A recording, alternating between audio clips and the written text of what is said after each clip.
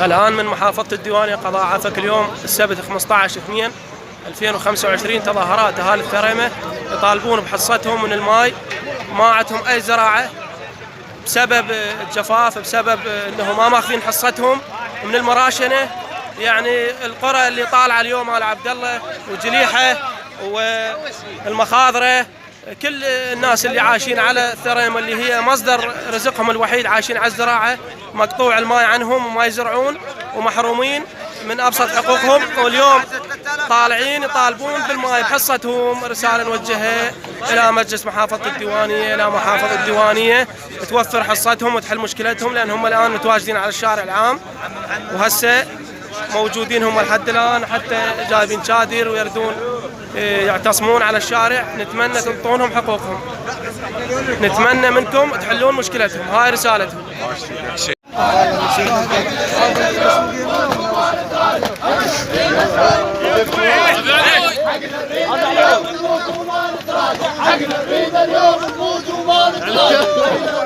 عليك بس سعد.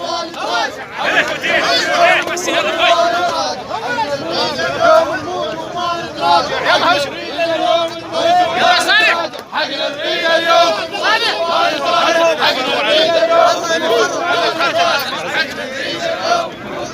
حتى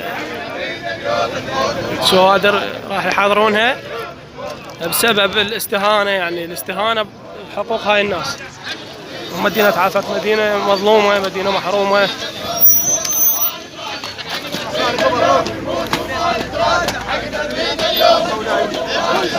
حقنا نريد اليوم نموت وما نتراجع. حقنا نريد اليوم نموت وما نتراجع.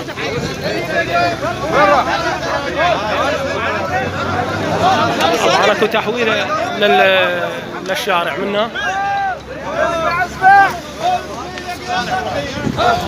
يلا تخيل حتى الماي الباقي، يلا تخيل حتى الماي